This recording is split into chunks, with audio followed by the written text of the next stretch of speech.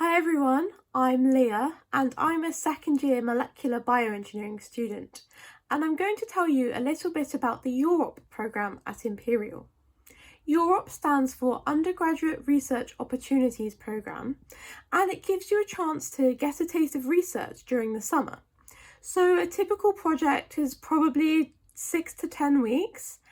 It can be in any of your summers, but typically your second year summer. So I am doing one this year, and I also did one last year.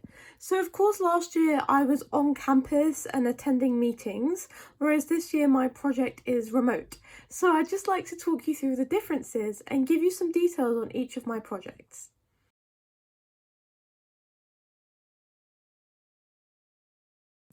Starting off with my project this year, I'm trying to look at the diagnosis and current treatments of peanut allergy.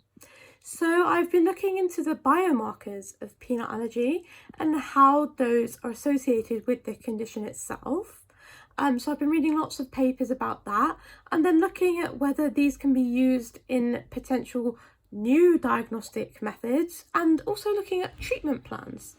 So this is really interesting. The way I've gone about this is doing a literature review, because of course I can't be on campus, but this is really valuable as during your fourth year in a bioengineering degree at Imperial, you will do an independent project where you will be given a section of someone's research to go and do on your own, of course with their support. But this is great because I'm starting to learn how to critically read papers and extract information from them. So I think this is really useful.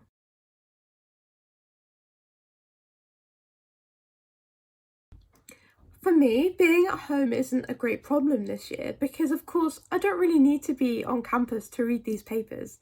So I like to keep track of what I'm doing using OneNote. So I just write down the key findings from each paper, the names of papers I've read, and maybe professors who I think would be interesting to try and contact and speak to about their work. And I have a weekly meeting with my supervisor, who is Dr. Claire Higgins, on Microsoft Teams, and we discuss what I've been doing that week and what I'll be doing the following week. So yeah, for me, it hasn't really been a problem.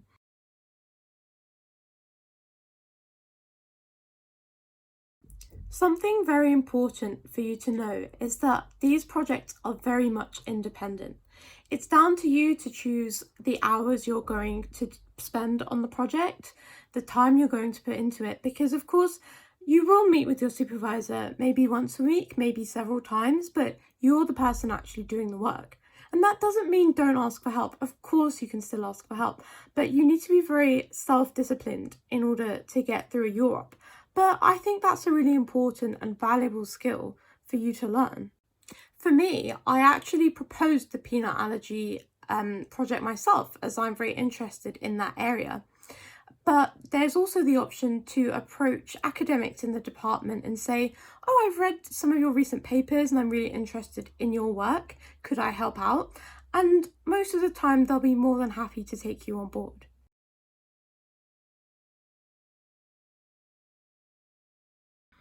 So my project last year was actually in the electrical and electronic engineering department, where I helped out with the development of an app for smartphones for type 1 diabetic patients. So I think that really nicely shows you that studying bioengineering can easily get you into other fields and departments in the future and as an undergrad, because it's so versatile and there are so many different parts you can move into.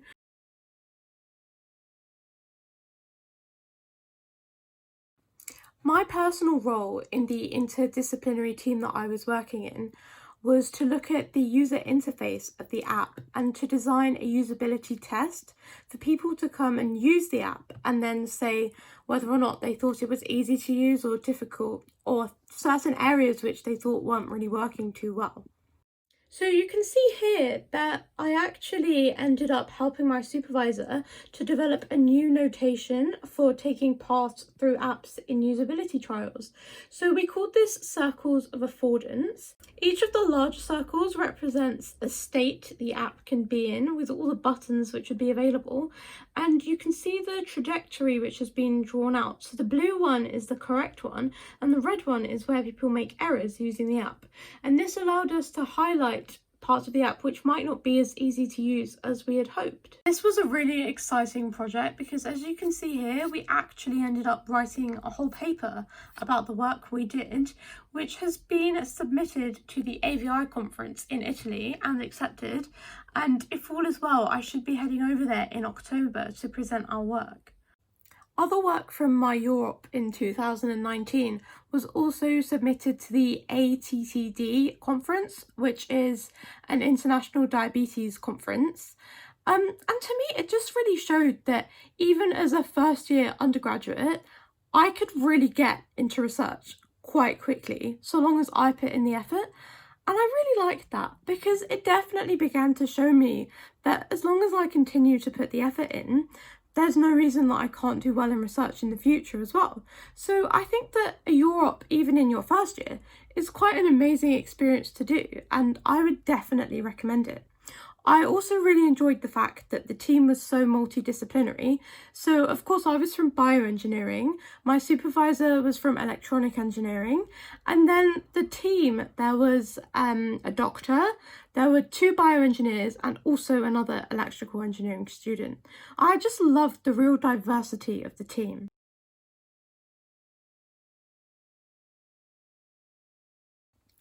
If I look specifically at the effect of COVID-19 on UROPs overall, of course it's meant that not many students at all, if any, have been able to be on campus and in the lab.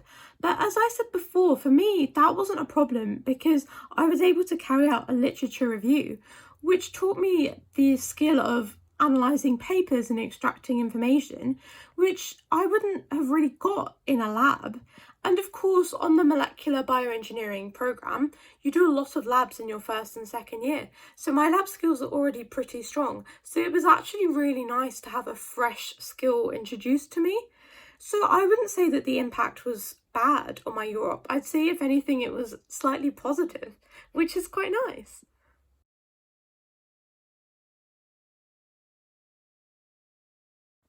I think the answer to this question really does depend on your individual project. So as I mentioned, my first UROP led to 2 conference papers, and I'm hopefully going to be going to Italy to present one of them. So that, of course, was an outcome of the UROP.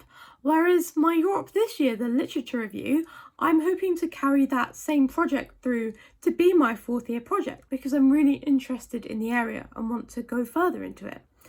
But of course, if after the 10 weeks or however long you think that actually that project wasn't for you, you can just leave it there. You've got loads of new skills and new subject knowledge to mention in interviews and on your CV.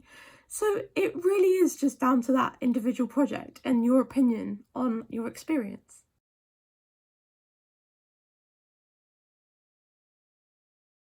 Of course, in a traditional vlog, I would show you me walking to campus, me going and doing some work, then having lunch, walking home, going to Hyde Park, whatever.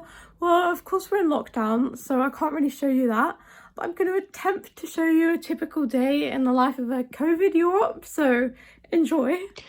Of course, normally I would be taking a lovely route through South Ken to Imperial, but at the moment I'm just running from my bedroom to another room in my house. After a couple of papers, it's very important to go and have a cup of tea, and then do a couple more papers before lunch. Then head downstairs and raid the fridge for lunch, and maybe have a quick video call with my supervisor. Of course, I still like to pop out and do other things, so maybe going for a walk with my family or meeting up with my friends. So I hope I've given you a nice introduction to UROPs and the different types available, whether we're in a COVID pandemic or just normal daily life.